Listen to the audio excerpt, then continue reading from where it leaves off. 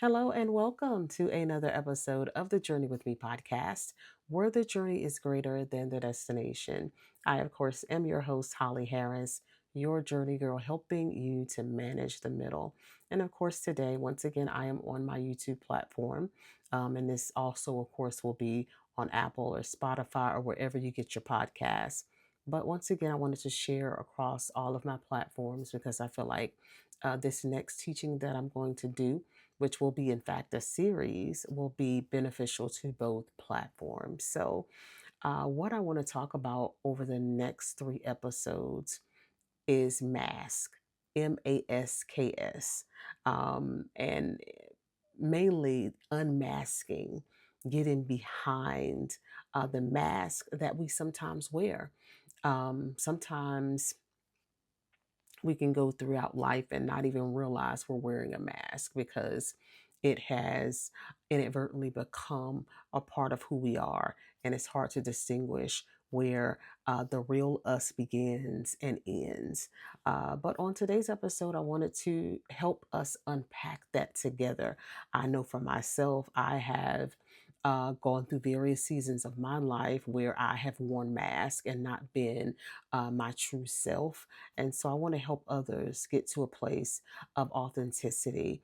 Or at least begin to pull back the layers that may lie underneath and maybe trying to emerge in your life and as it relates to you blossoming into who you were always meant to be.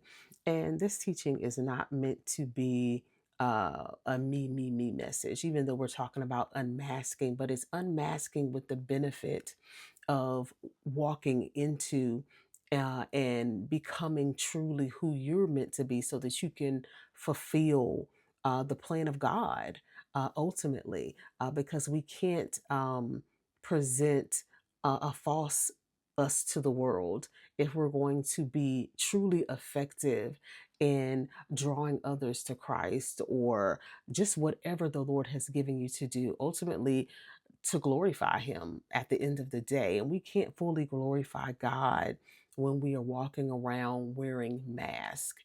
And no better story than the woman at the well to help me illustrate what wearing a mask look like so that maybe we can identify these masks in our life and begin to fully emerge.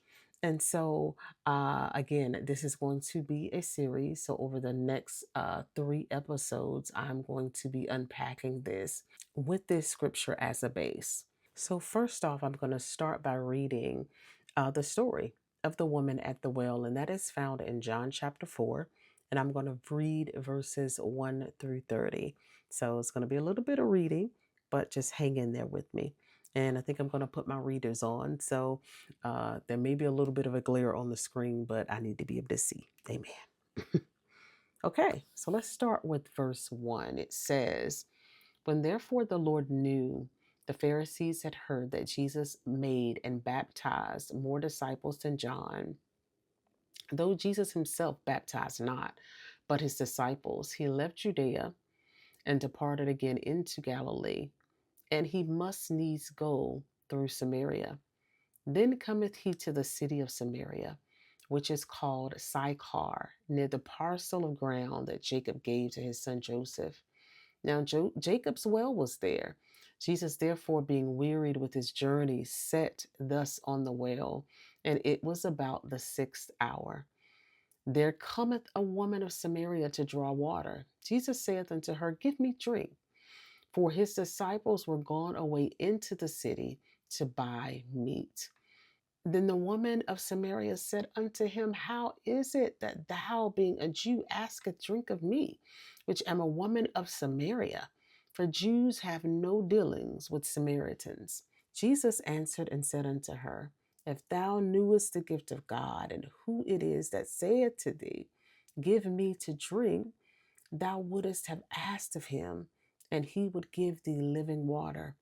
The woman said unto him, sir, thou hast nothing to draw with, and the well is deep. From whence then hast thou that living water? Art thou greater than our father Jacob, which gave us the well, and drink thereof himself and his children and his cattle? Jesus answered and said unto her, Whosoever drinketh of this water shall thirst again. But whosoever drinketh of the water that I shall give, him shall never thirst. But the water that I shall give him shall be in him a well of water springing up into everlasting life. The woman said unto him, Sir, give me this water that I thirst not, neither come hither to draw.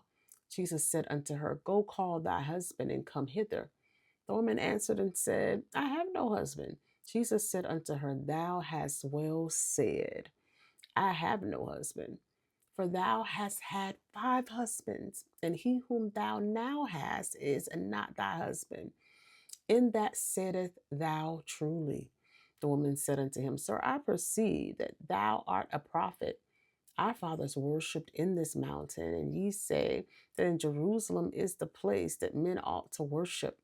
Jesus said unto her, Woman, believe me, the hour cometh when ye shall neither in this mountain nor yet in Jerusalem worship the Father. Ye worship ye know not what. We know what we worship, for salvation is of the Jews. But the hour cometh, and now is, when the true worshipper shall worship the Father in spirit and in truth. For the Father seeketh such to worship him.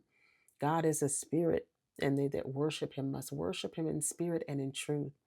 The woman saith unto him, I know the Messiah cometh, which is called Christ. When he is come, he will tell us all things. Jesus said unto her, I that speak unto thee am he. And upon this came his disciples and marveled that he talked with the woman. Yet no man said, What seekest thou, or why talkest thou to her? The woman then left her water pot and went her way into the city and saith to the men, Come see a man which told me all things that I ever did. Is not this the Christ?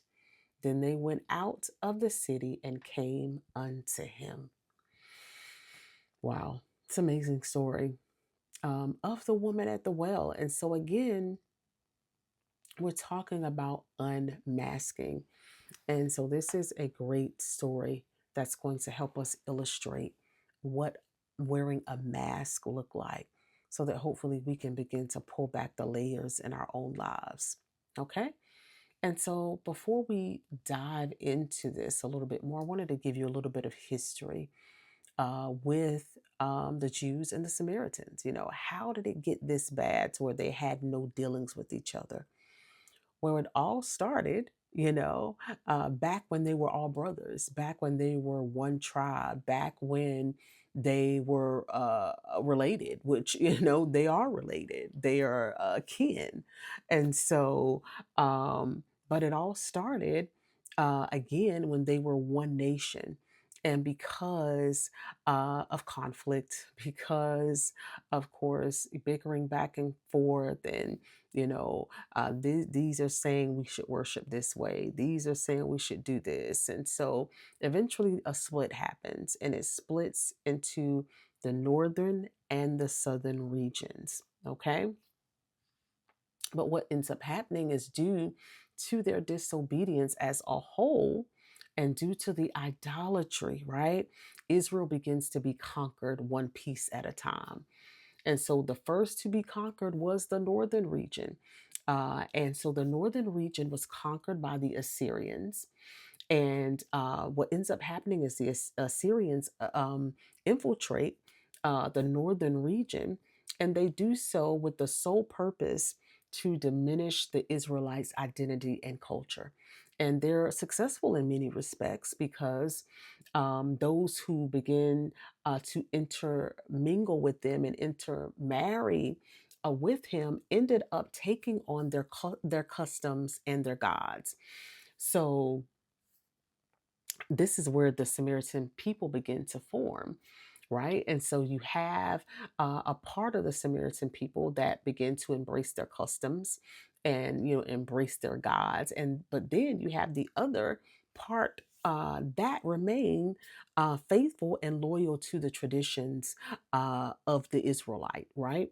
And so what ends up happening is once they're conquered, right, the northern region, here comes the southern region being conquered by the Babylonians.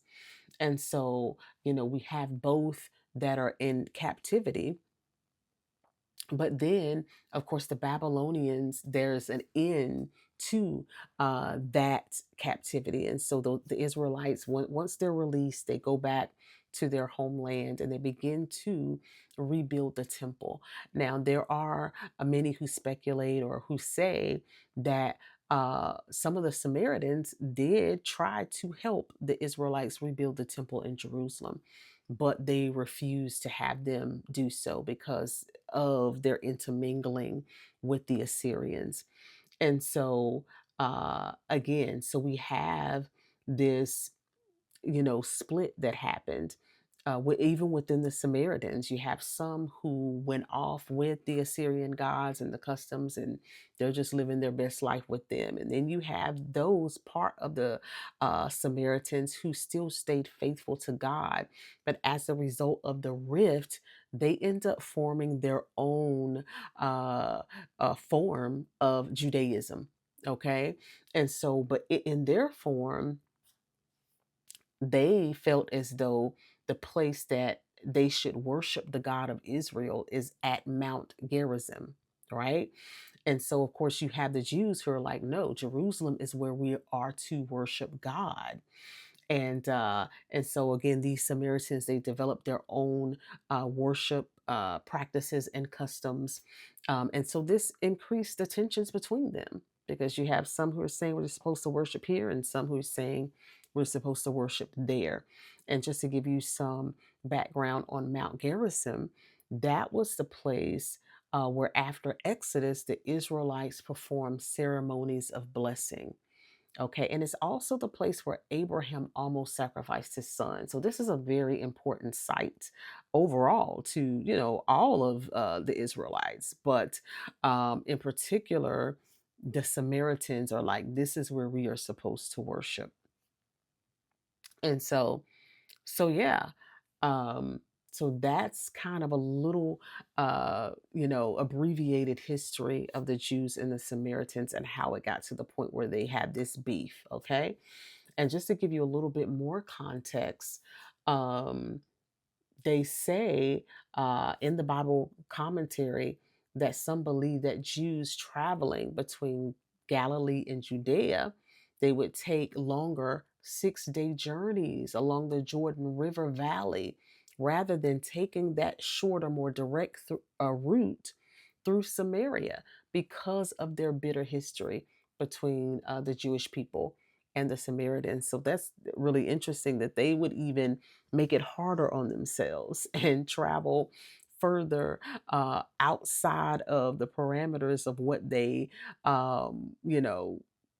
could have because of this beef that they had. So we already see here Jesus is breaking the rules. He is doing what most Jewish people wouldn't do, and he's taking the short route, and he don't care. He like he's expecting to run into someone in Samaria, because it even talks about in the word that he must needs go through Samaria because there is an appointment that is waiting on him. And so again, he took that shorter route that most Jewish people wouldn't take.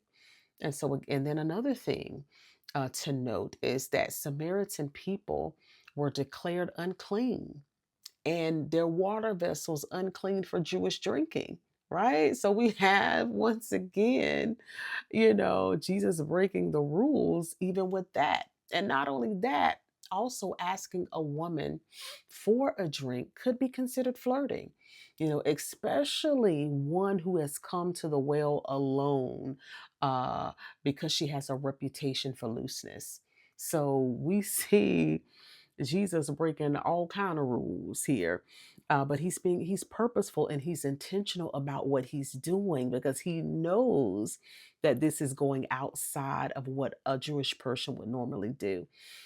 Because he's trying to prove something here, right? And so, and going back to looseness, right? The Bible commentary indicates that her coming to the well alone could be because she was not liked by the other women because of her looseness, right? Because back in those times, women came to the water well together. They did not come alone due to safety reasons, they came in packs. And so it's been speculated that that's the reason why she came, because she came to the well on an off hour too. The women usually came at a different time in order to avoid travelers who may be coming through to refresh their animals, to not be assaulted, to not be accosted in any way. And so um this is what the Bible commentary is indicating, that this could be a reason why she came alone. And so, but again, going back to, you know, all of these things that we find out about the Jewish and the Samaritans people and their hard pressed to avoid each other. And we see Jesus here just running smack dab into the middle of this issue and addressing it head on. So, guys, as you can see, this is already interesting, right? So, I am looking forward to unpacking this with you.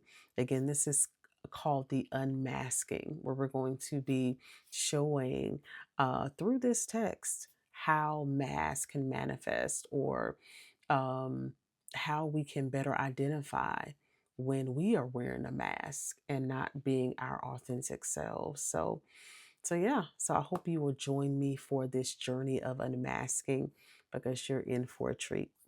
God bless you.